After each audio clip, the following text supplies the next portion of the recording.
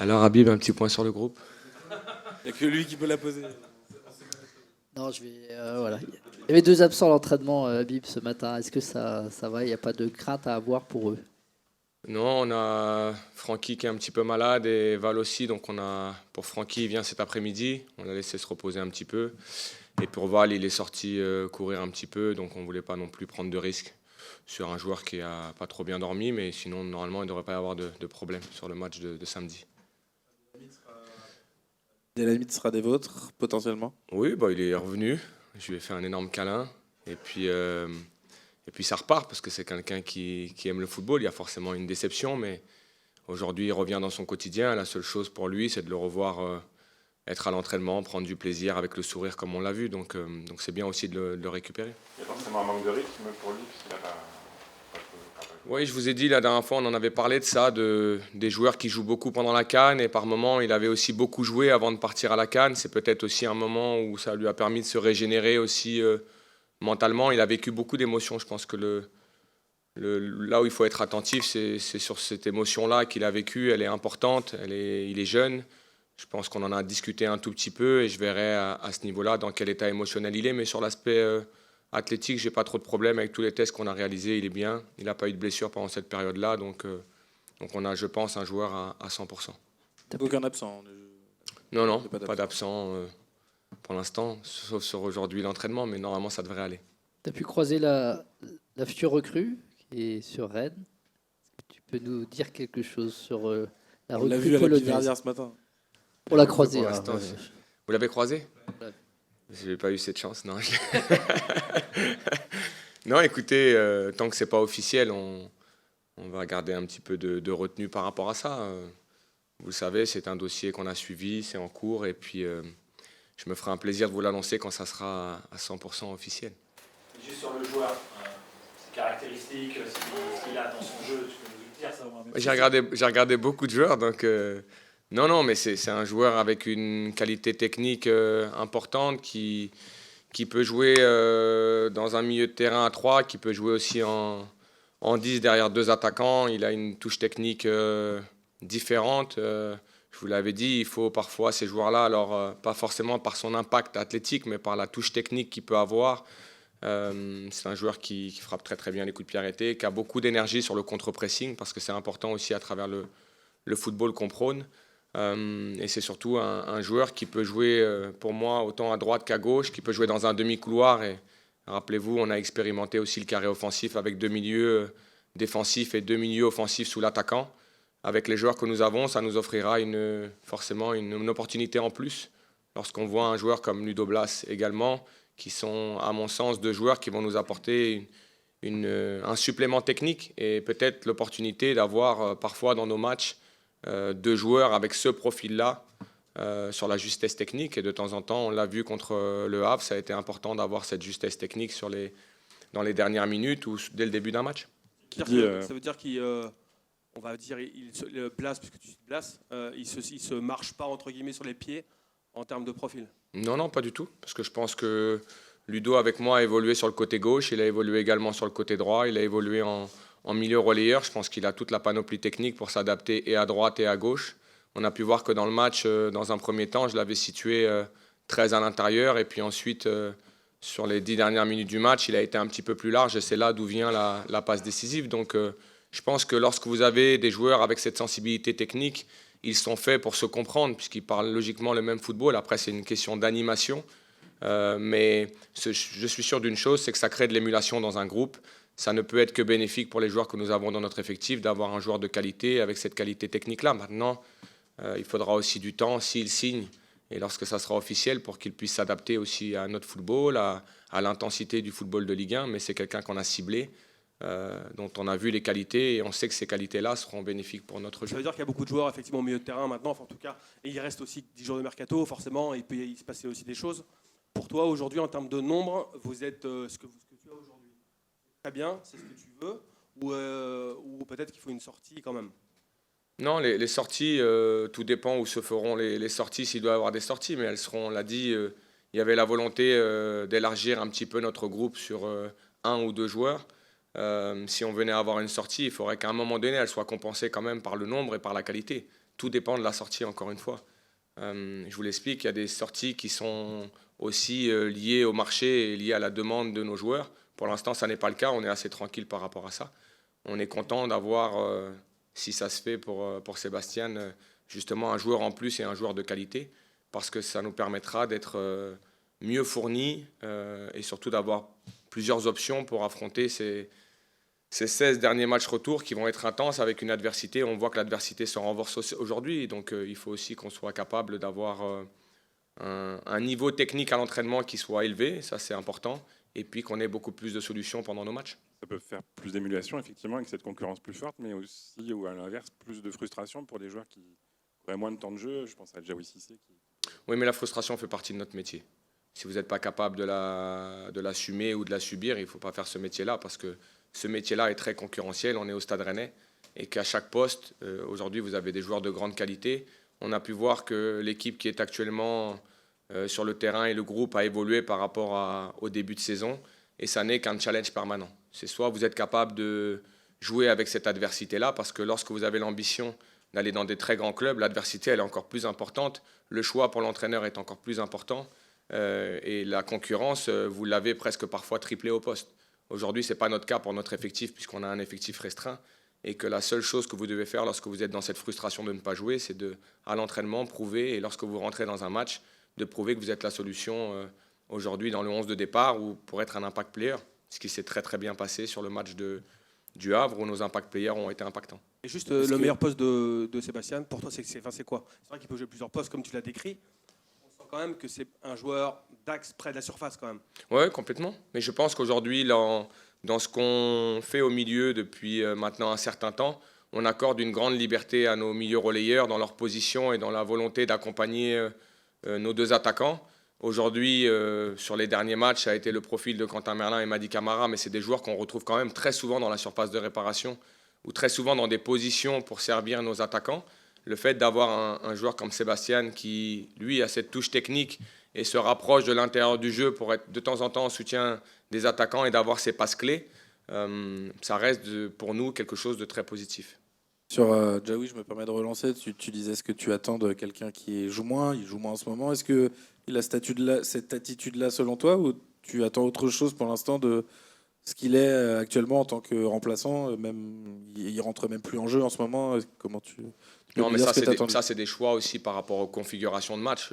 On s'est posé la question sur le match du Havre, sur sa qualité de passe et sur ce qu'il pouvait nous apporter. On a estimé qu'il nous fallait un joueur un petit peu plus de rupture parce qu'on était très très proche de la surface de réparation. Voilà pourquoi Jaoui n'est pas rentré. Ça n'a rien à voir avec Jaoui. On est satisfait de ce qu'il est à l'entraînement, sur sa qualité technique. Là où on en attend plus, c'est que le niveau cette saison s'est élevé à tous les postes, et notamment à son poste, et que forcément la comparaison est un petit peu plus importante que ce qui pouvait se passer l'an passé. Donc on n'est pas inquiet. Lui, il travaille beaucoup pour justement essayer de nous montrer qu'il est capable de démarrer. J'ai pas de doute là-dessus, mais en ce moment, oui, il n'est pas forcément dans le 11 de départ. Ça va lui demander de l'énergie, du caractère pour inverser cette situation. Est-ce que si on parle du match de Lorient, il y a déjà le levier de l'esprit de revanche par rapport à l'aller? Parce que quand même, ce qui s'est passé à l'aller, c'était très particulier. Est-ce que quand même ça peut être un des éléments qui puis... Revanche, je ne sais pas, parce que c'est le scénario qui était difficile à accepter, plus que l'aspect revanchard. On a été dans une situation difficile, à 9 contre 11. La défaite a été lourde, et peut-être que c'est dans cette logique d'orgueil-là de prendre 4-0 à Lorient. Mais pour autant, on a été, je pense, dans ce match très performant pendant un bon moment de ce match-là. Et puis après, c'est devenu trop difficile dans les efforts physiques. Eux, ils ont eu de la qualité aussi pour marquer ces 4 buts. Mais je ne dirais pas qu'on est dans un esprit de revanche. On est dans une volonté de déjà gagner un match parce qu'on vient de faire un match nul à domicile. Et donc ça, il y a une forme de frustration.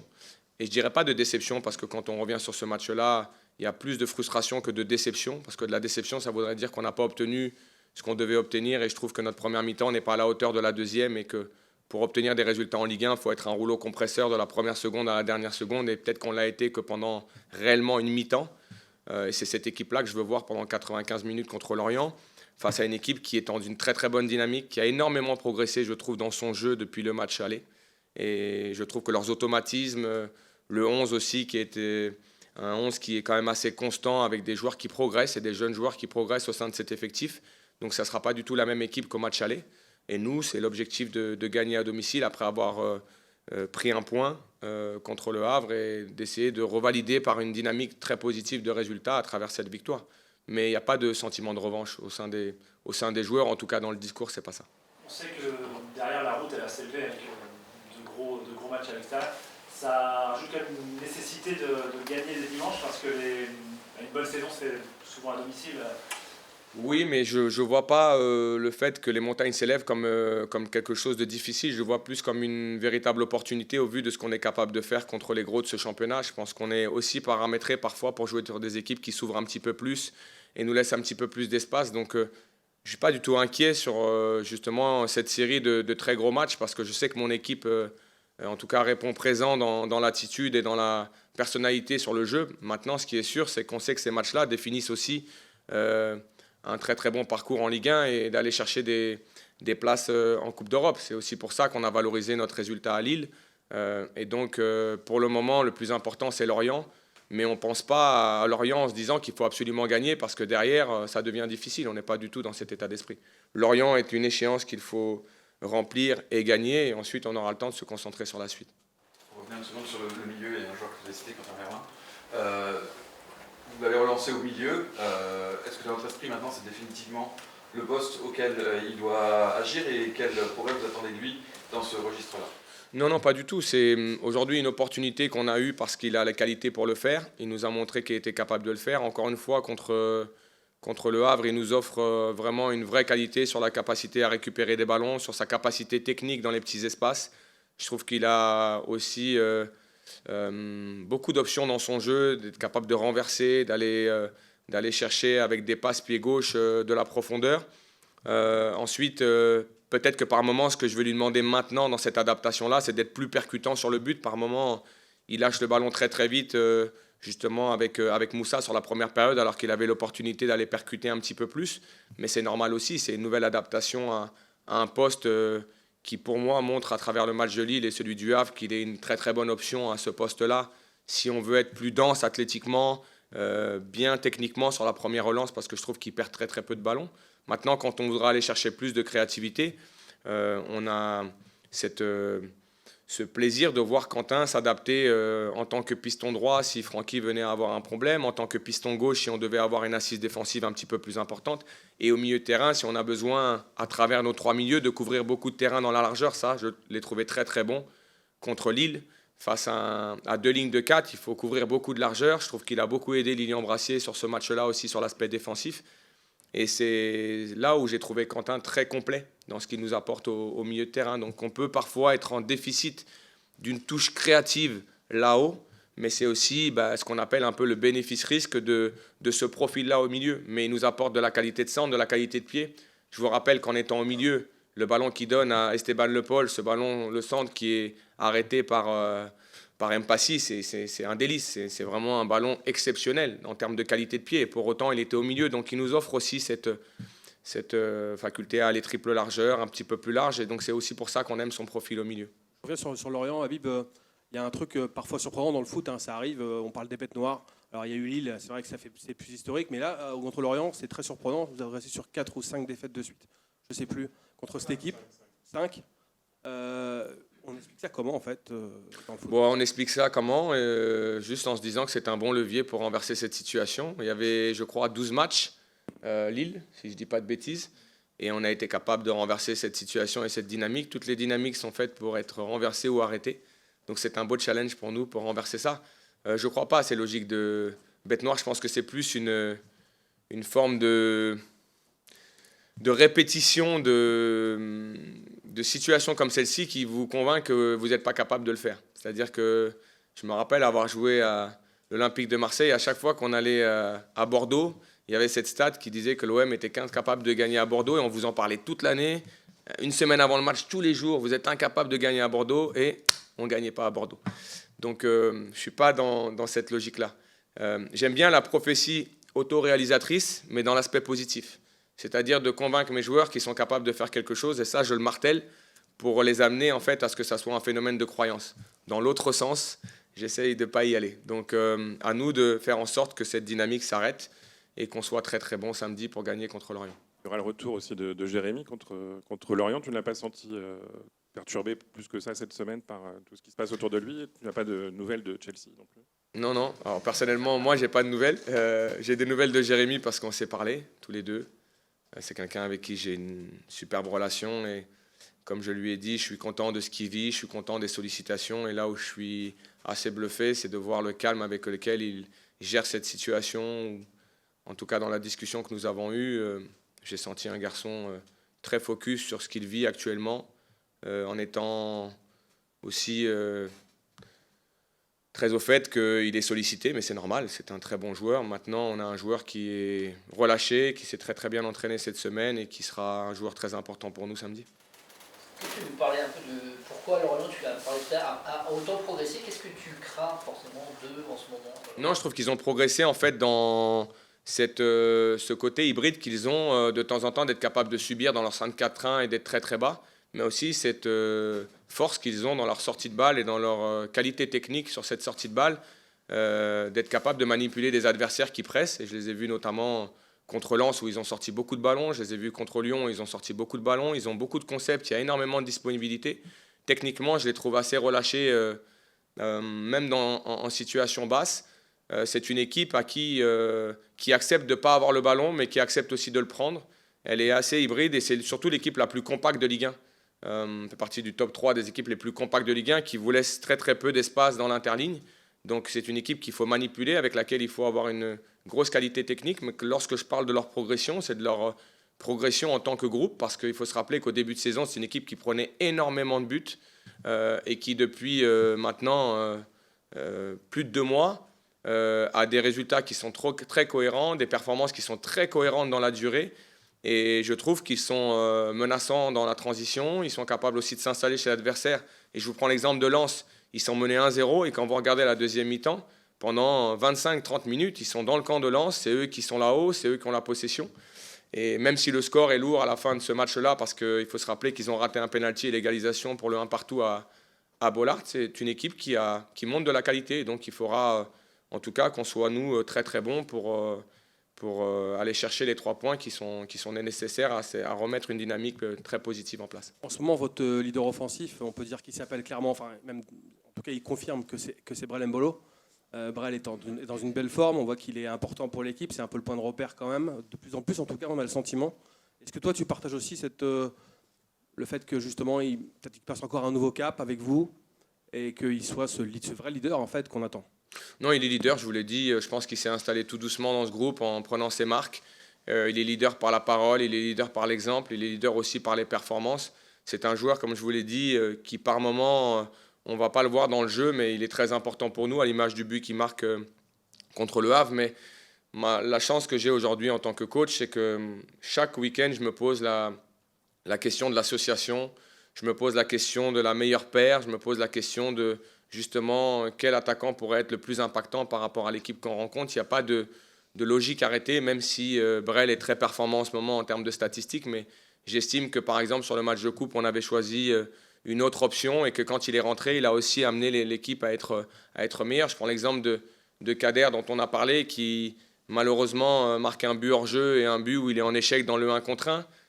Et sur ce centre en retrait, mais il a pesé sur cette équipe du Havre. Et ce qui est intéressant avec le profil que nous avons, et c'est ce que j'ai dit à mon équipe, pourquoi je veux qu'on soit un rouleau compresseur, c'est que quand on voit les buts qu'on marque, c'est rarement des erreurs énormes de l'adversaire, c'est qu'en fait, à un moment donné, l'adversaire plie. Et ce que j'ai dit à mon groupe, et c'est un petit peu mon incompréhension, c'est que sur le match du Havre, on a démarré en tout cas ce côté rouleau compresseur en deuxième mi-temps. Et même si on a concédé un but, à mon sens, qu'on doit éviter, mais plus on sera ce rouleau compresseur et plus les équipes auront du mal à contenir cette force offensive que nous avons. Brel en fait partie, Kader en fait partie, on a Esteban, on a Ludo qui peut jouer sur ce poste-là, on a aussi Elias Legendre qui est un jeune joueur. Donc il faut qu'on soit justement en capacité de répéter ces situations offensives parce qu'à un moment donné, la qualité que nous avons fait la différence. Et Brel incarne en ce moment cette réussite. Je reviens juste sur Jérémy. Tu as eu des mots assez clairs après le match en disant que si Jérémy devait partir, on pourrait revoir les ambitions à la baisse, c'est une phrase assez cash.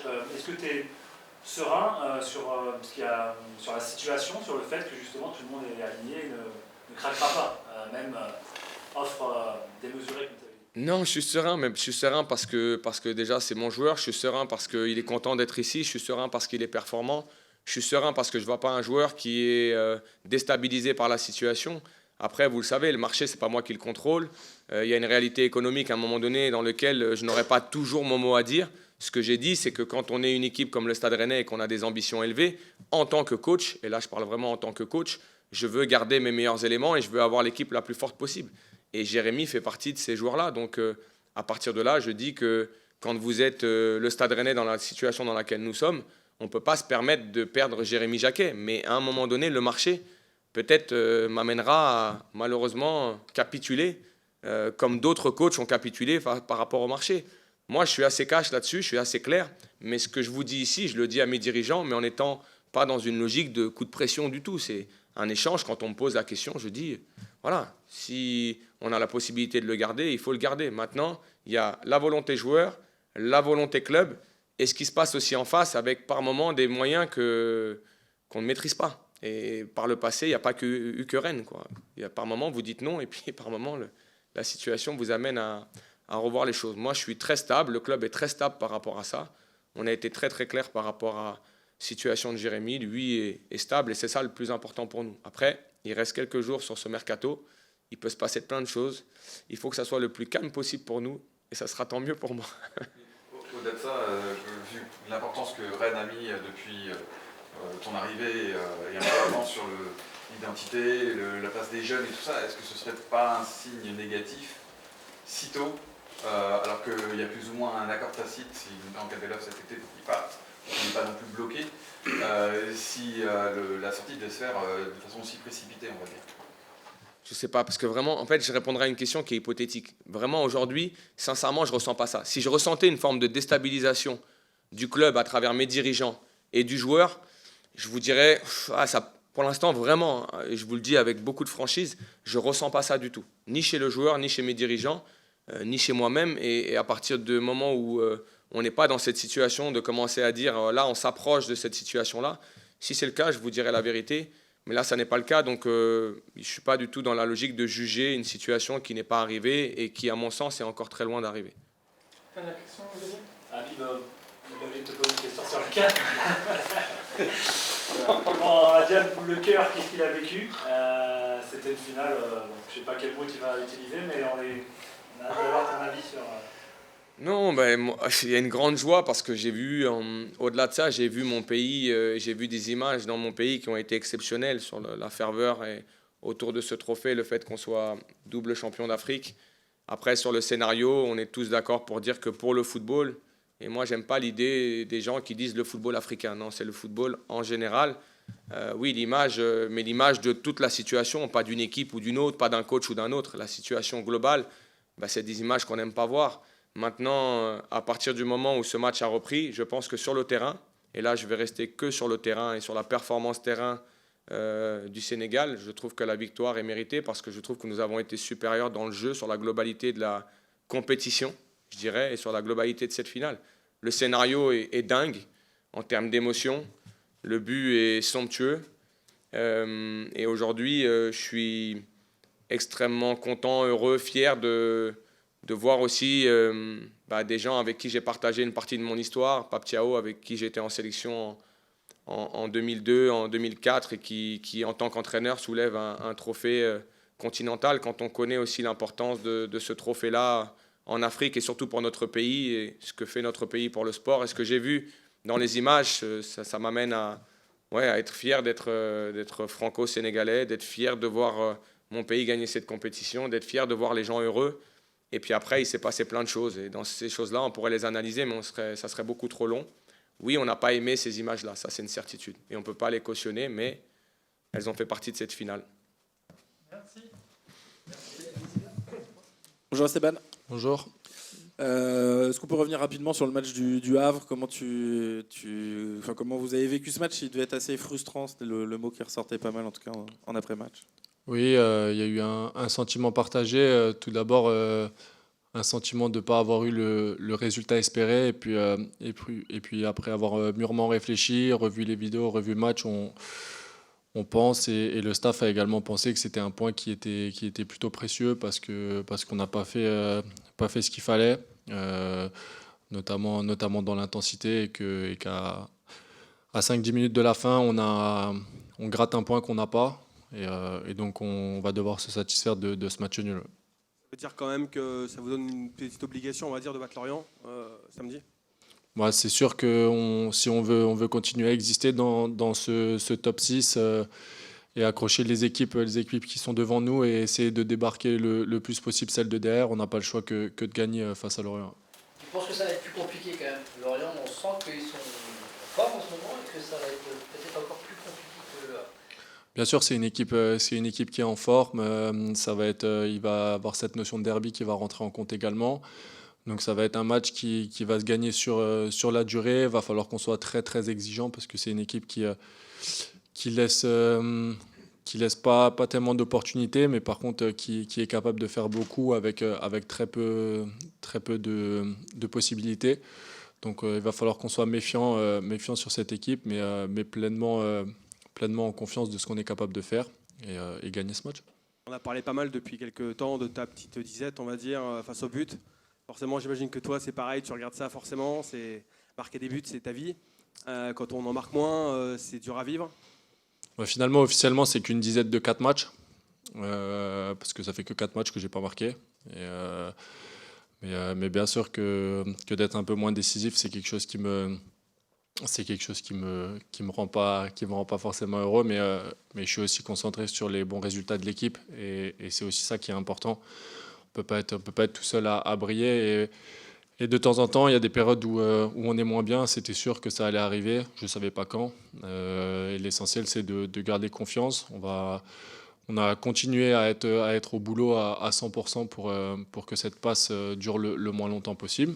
Ça a permis et pendant ce temps-là l'équipe a gagné, donc c'était très bénéfique pour tout le monde au final. L'essentiel, c'est qu'on gagne des matchs et voilà, mais pas d'inquiétude par rapport à ça. Est-ce que tu l'expliques un peu cette période? Est-ce qu'il y a plus d'attention de la part des adversaires? Est-ce que tu te sens moins bien?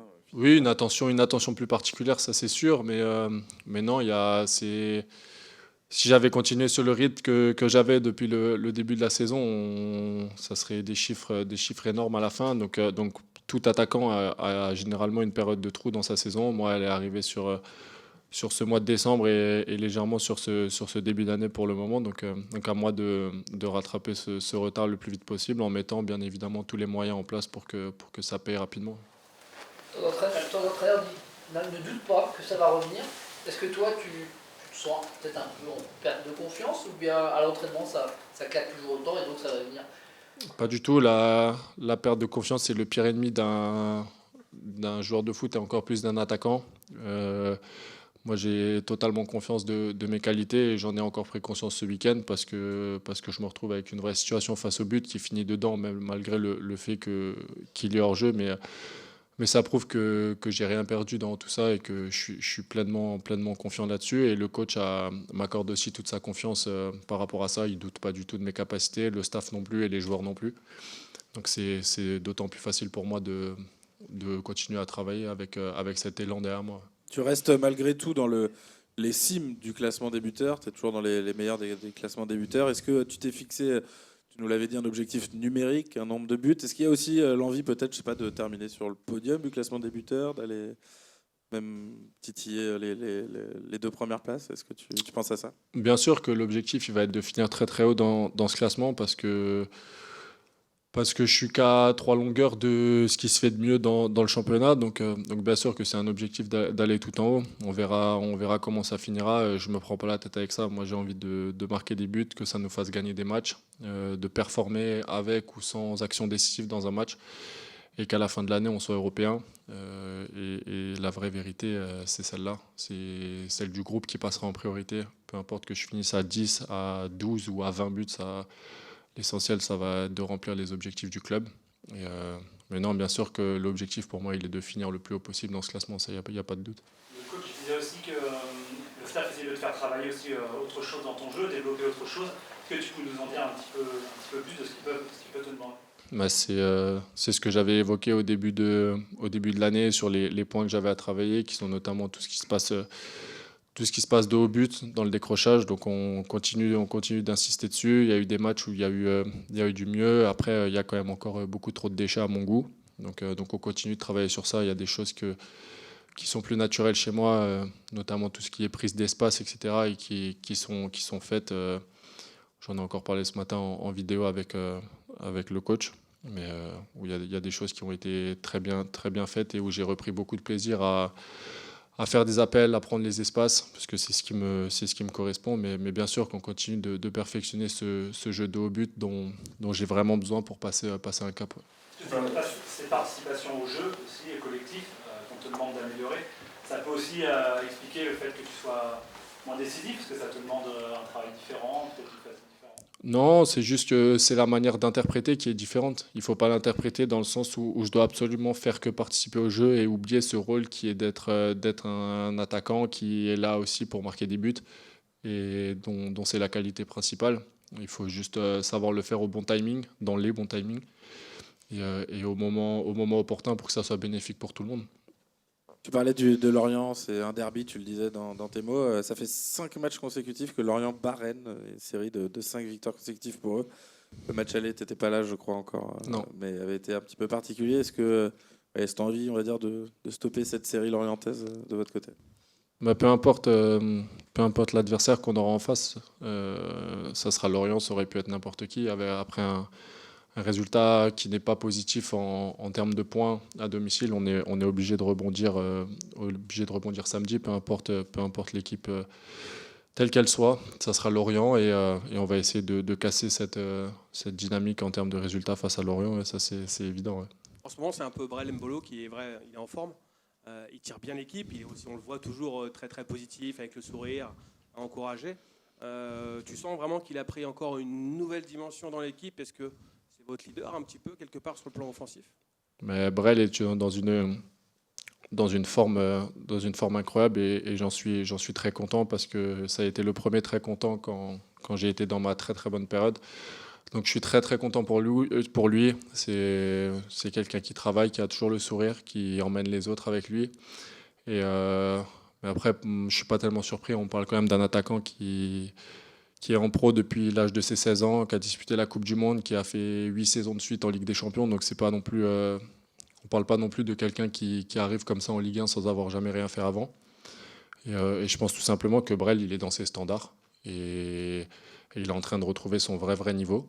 Et le Brel que tout le monde attendait, c'est celui qu'on est en train de voir en ce moment. Et c'est celui qui nous porte aussi. Ouais. Quelques petites bouffes à la maison Non, on est...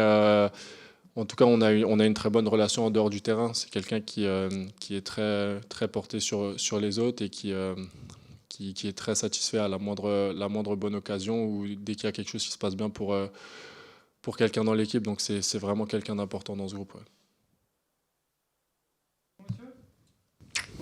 Merci. Merci Esteban.